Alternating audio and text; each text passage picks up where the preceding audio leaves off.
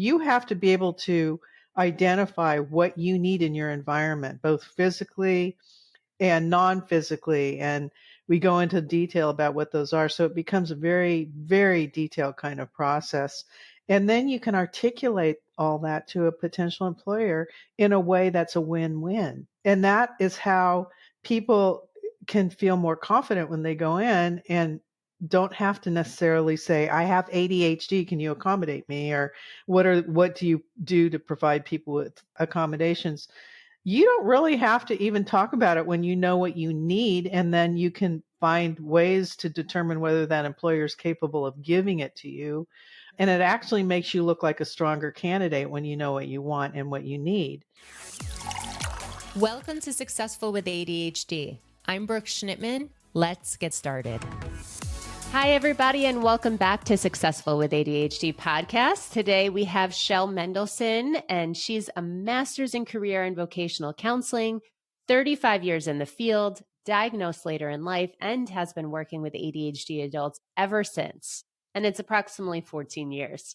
Shell has created Your Next Career Move Masterclass in January 2021 and has been ongoing ever since. She just completed editing of her new course book to help ADHD adults and teens find career direction, entitled A Course for ADHD Adults and Teens, Unlock Your Career Path. And the book is inspired by her work with What Color is Your Parachute method that she used with clients for the past 30 years. The book is on pre-sale right now at careercoachingwithshell.com for those of you who are interested, and we will make sure to put it in the show notes after as well. So welcome, Shell. Thank you so much, Brooke. Great to be here. Great to have you.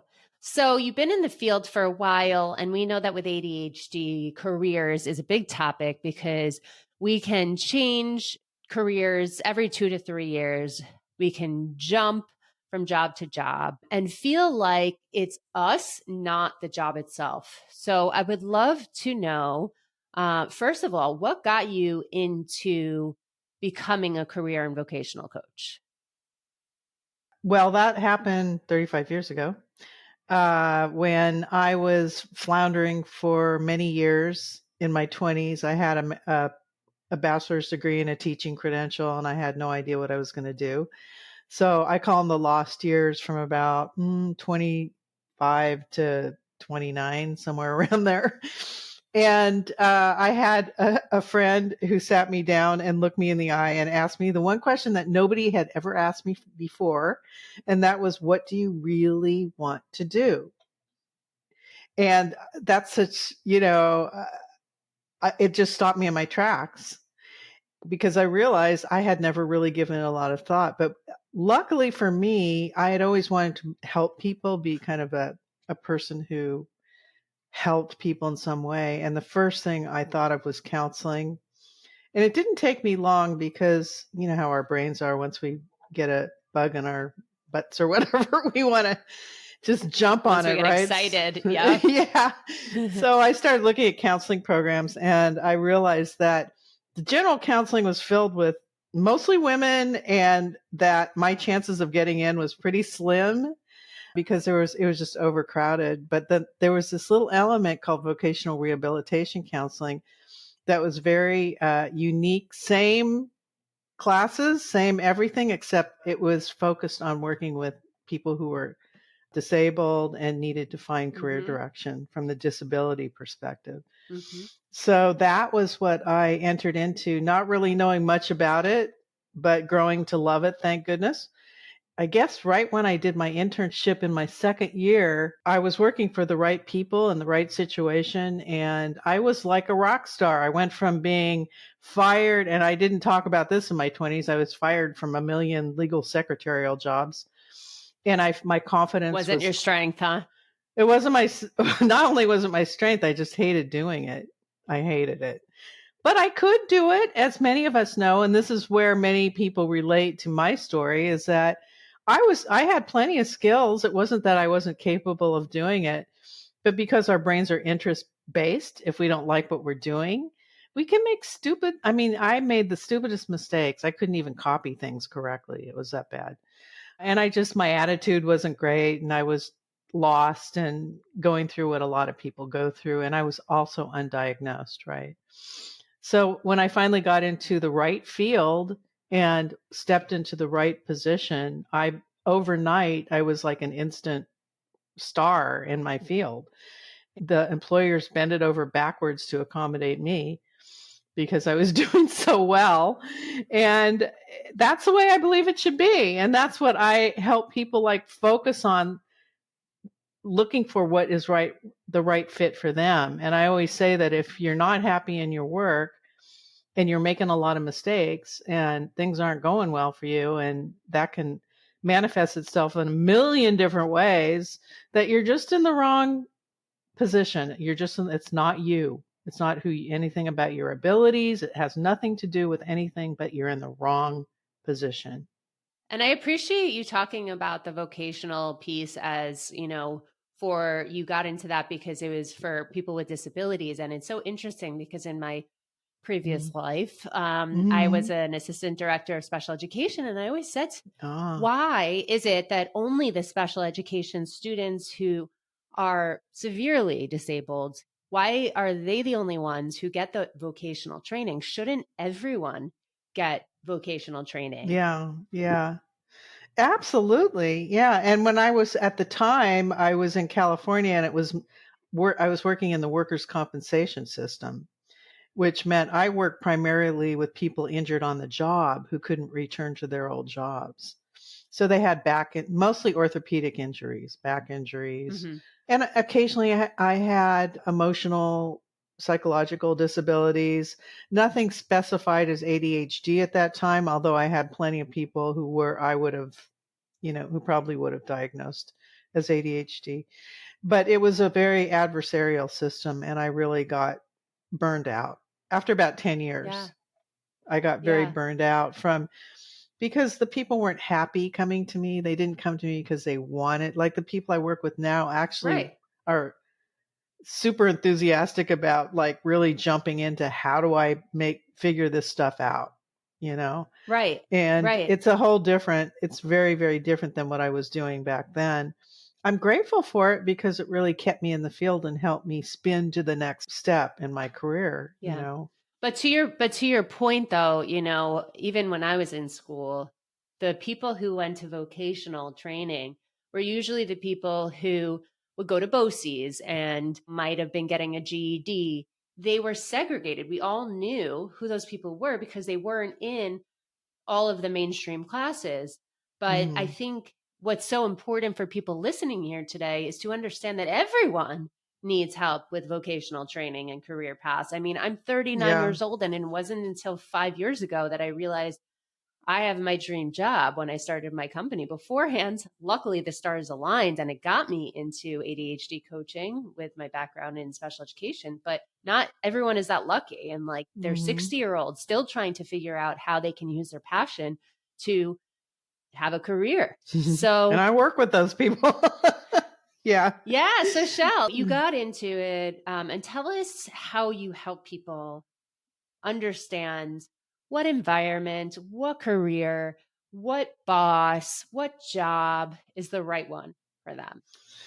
Well, you have to step back and realize that it's a process, and the one thing they don't teach you the skills to make a career decision on what direction to take. There's very little training out there, or I believe personally it should be mandatory in the high schools to have something like a process that you can go through. I don't do assessments, which generally compare answers to other people. It's a very much of a self-reflective, deep dive kind of process. And it takes you through all the elements of what would make up your ideal work. So it's more nuanced, especially with ADHD. So I began tweaking the parachute process, which I had always loved and worked fantastic for the general population, to work with people with ADHD. I discovered there was a lot of different aspects to it that were not presented in parachute that needed to be tweaked. And so created documents to help people with different metaphors. I love to create images of metaphors and things. So it was really fun. It was fun for me to do that. And every time I wanted to make a change, I found somebody who's a client, a former client, who was a teacher, a photographer, very, very creative person. Her name's Katrina. And she's the one who's been doing all my documents. And she's now the one formatting the book that I'll tell you about in a little bit.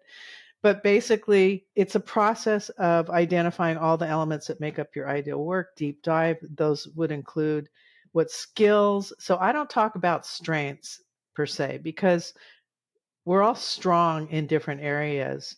But many of the people listening, my guess is that they may have gone into a position where they were identified to have certain strengths, and that they were then required to use those strengths whether or not they wanted to use them.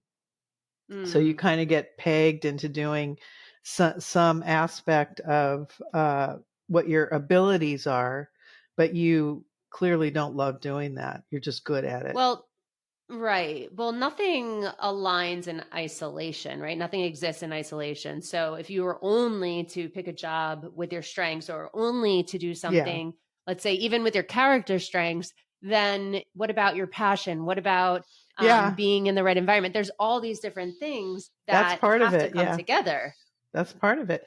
So that's the first thing we identify are the skills we love using.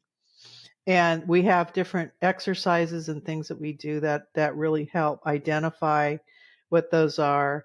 And the next thing would be the people that you enjoy working with. And you mentioned it, the working conditions are huge. In the class, what we do is we put together a self-accommodation plan versus just an accommodation. I kind of coined it that because I realized that you have to be able to identify what you need in your environment, both physically and non-physically. And we go into detail about what those are. So it becomes a very, very detailed kind of process. And then you can articulate all that to a potential employer in a way that's a win-win, you see. Yes. And that is how people can feel more confident when they go in and don't have to necessarily say, I have ADHD, can you accommodate me? Or what do you do to provide people with accommodations? You don't really have to even talk about it when you know what you need, and then you can find ways to determine whether that employer is capable of giving it to you. And it actually makes you look like a stronger candidate when you know what you want and what you need. When you know what you want. Yeah, Exactly. when you know what you want and what you need, then you're like, wow, I've never heard that before. People just come in and want what I call a job beggar. Like they just need a job. Right. It puts you in control. You have the power now. You're coming in with confidence. Yes. And whoever the boss is might be like, ooh, who is this person? I haven't seen one like that before. But Shell, I'm glad there's two things that I want to just discuss and kind of break down a little bit. Going back to the vocational piece, like all people should get vocational training. I think the same thing, like you said, that personal accommodation plan. When you're in school, every single person should be able to accommodate their unique needs, their learning styles, their executive function strengths, their everything that works for them, their auditory, visual. And I love how you do that with adults. I think we should normalize that. So I'm glad that you could do it with teens as well. And I address that. Like the course book is going to be for teens as well as adults. It levels the playing field. Absolutely. That's like the third area that we cover. And then the other one are what are the special knowledges and fields that you're drawn to? And everything really comes from a place of what are you attracted to? What is it that you are energized by, that you want to learn more about, that you're curious about? And it doesn't have to be, I have to go into this because my parents went in. So many people say that this is a great field. Right. I need to be a doctor, lawyer, teacher because, I'm going to get benefits. And my parents told me I should do that. Yeah, exactly. It takes that out of it. And it's not easy to do that because those are the voices floating around in our heads for years. That's how people we're indoctrinated from the time we're kids to think in those terms. Like, what's going to get you the farthest in your career? But with ADHD, that does not work. It might No. work. It's like I say, a lot of people do go enter those fields. And then at some point, they may do it for a while, but the whole time they're thinking everybody else can do these things and I struggle with these other things. And why is it that I'm always trying to make myself fit in this situation and I don't really fit in this situation? I'm like a square peg in a round hole. Yep, exactly. That's And what it is. I Yeah. appreciate you saying that. My uncle, I remember when I was miserable in my job as an administrator because there was so much red tape. I didn't like my boss, all the above. Yeah. He goes, well, they don't call it a job for nothing. I'm Yeah. like, no, Oh, God. right? That's the worst thing. I Oh, am my not God. okay with Yeah. that as a statement, right? And I was lucky enough to be able to get out of that and start something myself. But I Yeah. appreciate you saying that you need to make it fit for you, like, or the environment needs to fit for you. You don't have to fit into the environment. And Exactly. And it's not easy when you're struggling financially and you need to make sure that you find something that fits. But basically with ADHD, it's like we don't have a choice. We have to figure this stuff out or we face at some point down the road it not working out. And that can be a real absolutely. more of a confidence crusher. It's almost like you've got to do some kind of a process where you can identify all this stuff and make sure that you are on the right track for yourself. 100%. Yeah, If you're exactly. listening to your parents' voices or your friends on social media or other people you're not following your core values, and then Yeah. you are never going to receive that feeling of confidence, like that Yeah. true self esteem, not the contingent self esteem, but the true self esteem because you're proud of what you've done, not what other people think is special for you. And also it just doesn't work. Doesn't It work. doesn't work. It doesn't work. You Yeah. burn out or you quit or you get fired because you just lose your Yeah. passion. You've never really Exactly. had the passion, You right? never had it. You just The newness wears off. yeah, and so you're constantly living and fake it till you make it. Exactly. Exactly. No, I'm glad you brought up the accommodation piece for when someone goes into an interview because that is a very controversial topic. And I want to go into more depth Yeah. about that. And before we get more into your book, if that's okay, because Sure. there are so many people who have reached out and said, I don't know what to do, or I've been not hired or fired because I Mm. said what I needed. So, what makes do you recommend that everyone comes into a job saying, I need XYZ? Or do you recommend that they start with a job and then see once there's trust that they can get those accommodations, like whether it be a separate location, Yeah. headphones, away from distractions, all those things?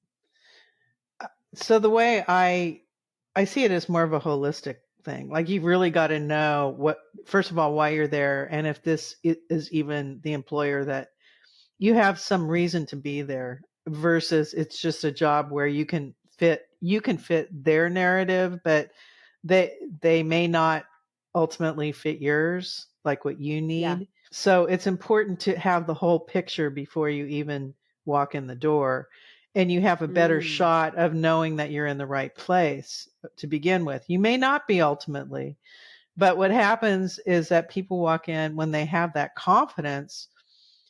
You present it from a win-win perspective. sure. You say, when I have under these conditions, I will be the best at providing you this service or whatever it is under these conditions, when I'm able to, when I have the flexibility to, I can really get more done. I can be more productive. I can be probably the best employee you ever. I mean, you can really go into superlatives about what you can do. Seriously, when you know that you have these The right conditions, but conditions. they're under the right conditions. And if they're impressed enough with you, they're either going to say, no, we can't do that. And that's fine because if they say no, then you just say, well, I guess it's This not a isn't the great right fit. place. And you've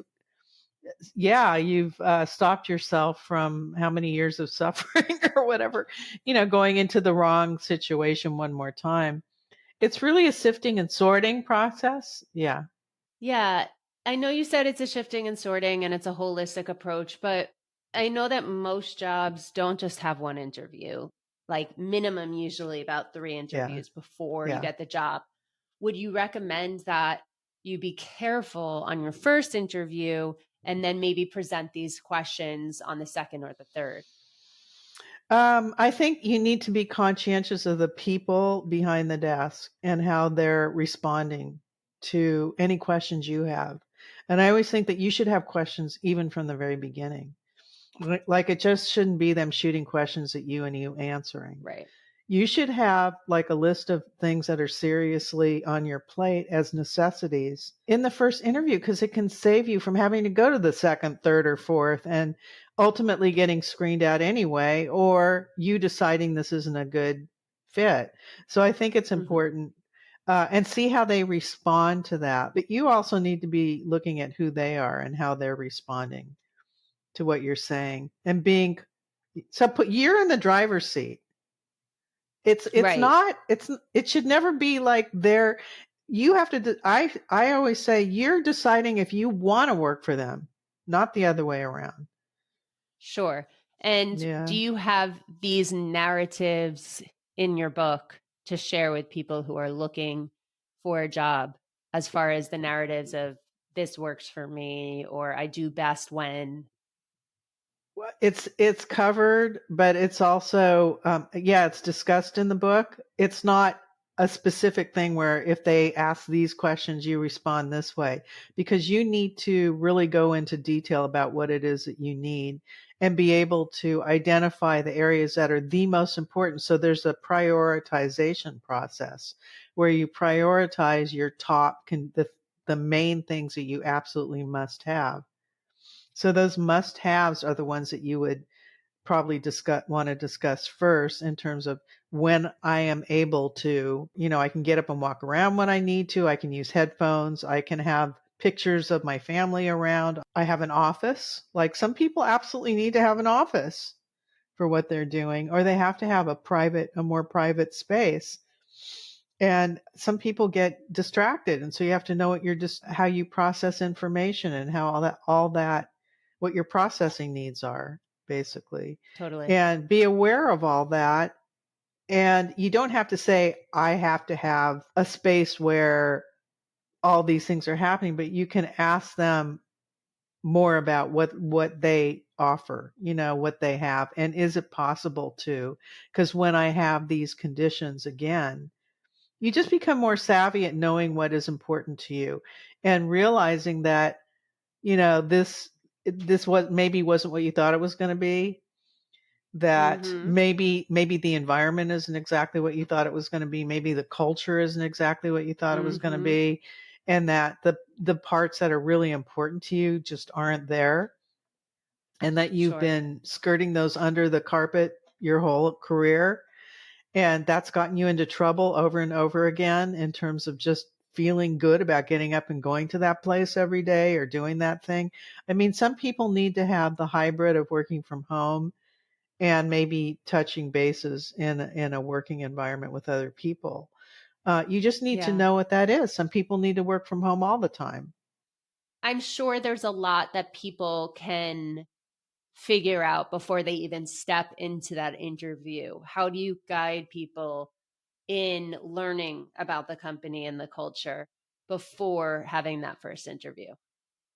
Well, the whole process that I do provides all of that. So you start to, one of the things that people don't do before they make these critical decisions about going to college for 4 years, getting in debt, over and not knowing what they're going to major in or why they're even going, wanting the college experience with, and then coming out of it, not knowing what to do and then having mounds of debt to deal with, I mean, that to me that's a crisis in this country that I don't think people can actually afford not to know what they want to do before they go to college anymore, unless somebody's paying for their if they have all those benefits. Yes, that's one thing. But if they don't, they really do need to have some understanding of what is going to help get them where they really want to be and what it is that they want to do before they even start school or decide whether to go to college, because college isn't always for everybody.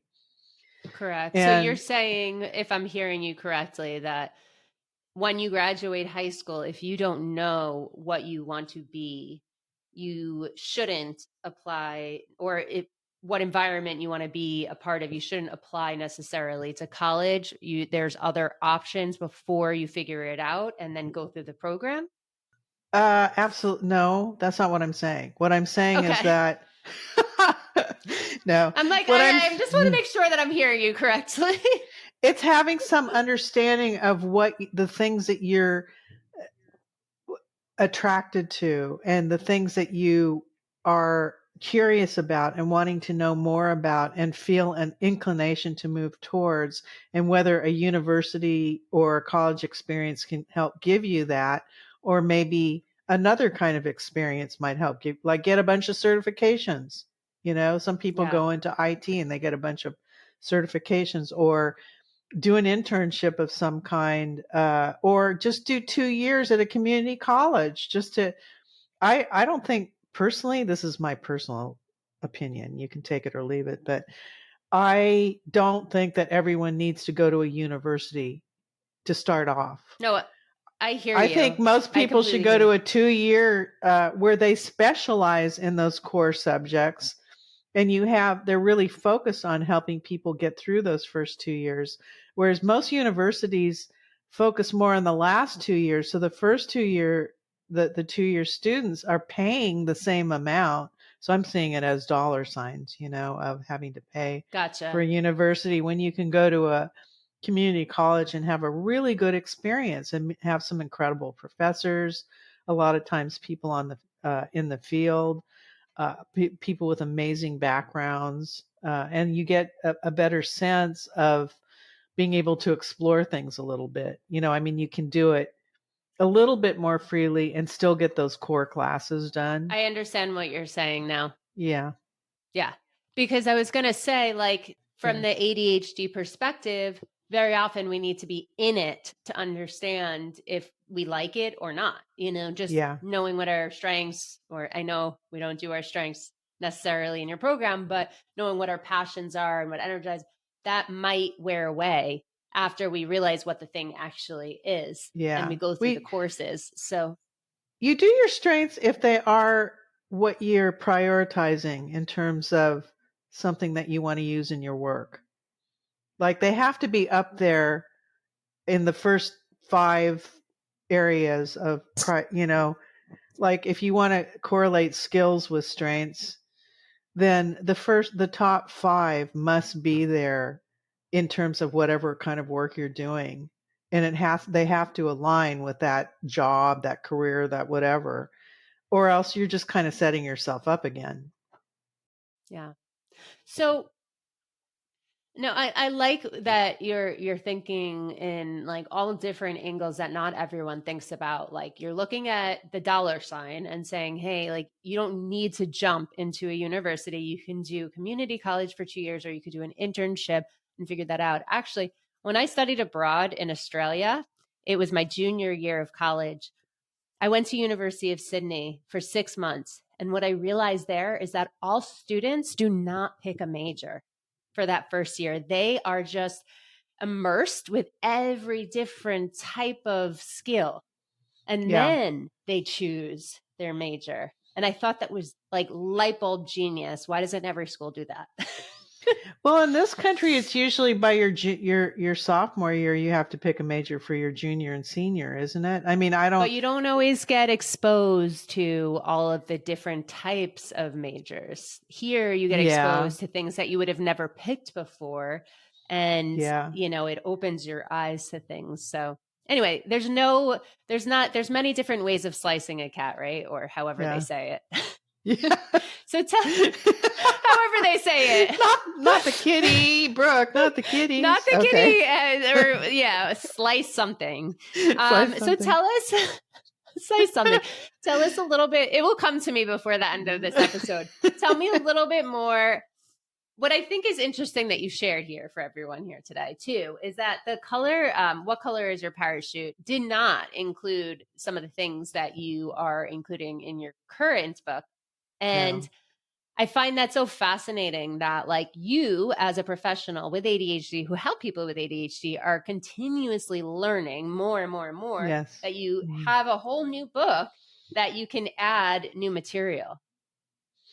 Yeah. Well, it's so funny that you say it that way, because I kind of saw it in from a different perspective. Of course. For me, it was that I started seeing that the addition of the workbook that I was using with the participants in the masterclass, and I don't like the 6th edition. I never, for a lot of reasons I won't go into, but I prefer the 5th edition, which was getting harder and harder to actually order.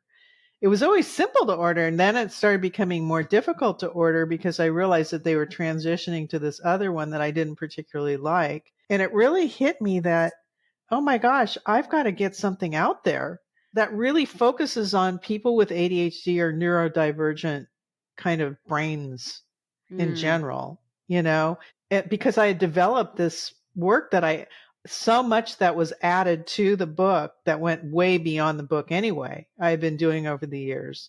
And I needed to find a way to pull it all together. And it just seemed like a natural kick in the butt, basically, to get something out there and to make sure that if people couldn't take the class, they could at least have a tool that they could use to get started in this process with ADHD. And in fact, I talked to Richard Bowles, who wrote the book, What Color is Your Parachute, with his wife. He passed away in 2017. And I told her what I wanted to do, and she was excited about it. And so she had me talk to her publisher, and I spoke to one of the editors, and she was excited about it, and she took it to her board. And instead of me being in front of the board, she got in front of the board, and they said, no, not at this time. And I didn't miss a beat. I said, I got to get it out there. Sorry. Maybe this is for the best, because it probably would have been done completely different than the way I did it. And I realized I couldn't, that it's inspired by, it's not exactly at all. There's got so many elements to it that are not parachute, but the general process is it's pretty much the same as far as going through all the different elements. I just put them in different orders. I added my context to it, which wasn't there before. And I recommended that they do it, that the parachute people do it for the next book. But then it's a long story. I just decided I'm just going to do my own thing and have it be the way I want it. It's going to have my creativity. It's going to have everything I learned in it. And I wasn't going to, I don't want the publishers to take it and twist it and you never know what's going to come out when you do that. Right. So yes. I was just so glad. Actually, it was a big relief, because I just said, okay, well, that's a no. So now I get to do what I want to do. I love it. And that's that ADHD right there. Like, you just persist and you know what you want and you go for it. And also now that it's a spiral book, I don't know if you can sell spirals on like Amazon or anything like that. So now you get to have it exactly in the format that you want. Yeah. So Shell, who do you recommend this book for? This book is, well, dare I say, it's for everyone. If you take the ADHD commentary out of it, it's a process that literally everyone can go through if you're trying to decide on a career direction, because the way it's written is it breaks down. It's graphic. It's got color. It breaks everything down. The instructions, it makes it simple versus trying to piece everything together. It flows really nicely from one thing to another, one aspect of it, like the skills, the people, the working conditions, the fields, salary, life purpose is a big part of it too. So we talk about that. I added a section called Your Compelling Vision. I've given so many different graphics as metaphors for, how you choose a field, how you do the ways you can look at things that are visual, because we tend to be very graphic and visual, and we like things. Sure. You know how it is. It's much more fun to read when there's pictures and there's pictures and it's in color. Why do you think so many students with ADHD love graphic novels? For the same reason. They love pictures. I was thinking of doing it graphic novel as a graphic novel, but in a way it kind of, it's not like it's not every page is like a comic book or anything like that, but it definitely is graphic, lots of graphics. So, and color. Yeah, so color, pretty much everyone. It does have an ADHD spin, but the concepts can be used for anyone. And I Oh, very showed this. pretty. So this you guys get to see it first. Yeah, so this is in the book. It's called The Planets My Career Galaxy. And this is what it looks like when you've completed the process and you've added your information in. And now you have your roadmap to sift and sort any opportunity that comes your way, or any area or job that you're thinking about taking. It needs to align with this, right? Absolutely. And people can post it on their wall. They can put it, where they can see it, right? And then always refer back to that. So I'm offering it as a standalone poster that you can order, or it's in the book as a fold out. So it's literally by the book. It's in the book. You can perforate it, tear it out, and you have it. And the thing about the workbook that we were using is that there's a big crease in the middle, which it's just awkward. It's very awkward. That's why using it with the spiral binding, everything lies flat. It's easy to, navigate everything. Sure. I tried to think as much as possible. Because of the spiral binding, I'm using a printer who thinks like I do. When I talk to her, I feel like I'm talking to myself. But she's got it's like I was a kid in the candy shop. I could add all these really cool little features to it. And so I have to be careful because it costs a lot to print it that way. But it's worth it to me. It's worth it because that's what we need. Right. You want everyone to have the true experience, the best experience going through your book. And with ADHD, we very often don't get through the book. So if you can make it as exciting and useful and non-frustrating as possible, that's super helpful. So Shell, we have to wrap up here, but I want you to maybe share with our community, our Successful with ADHD community, what is one thing, and people with ADHD, including myself, have a hard time just saying one thing, but what is one thing that you would You're recommend? Right about that. If you have two or three, it's fine. Only Come one? on. Okay. One thing that you would recommend those who are listening here today who are looking for a job to think about. Think about what you really want and what's important to you to have in that work without going through this whole process. If you just think about that, if you don't have that for yourself, if you don't know what you want, then your chances of ending up in that kind of situation could happen again. So you really have to have some clarity. It's really important to have the clarity and the focus on what it is that you really want. So I would say if you're feeling pressured or you're hearing the voices of other people tell you, do this, do that, you should try this. You're so good at that. Just give this a shot. Then step back and ask yourself, is this really what I want?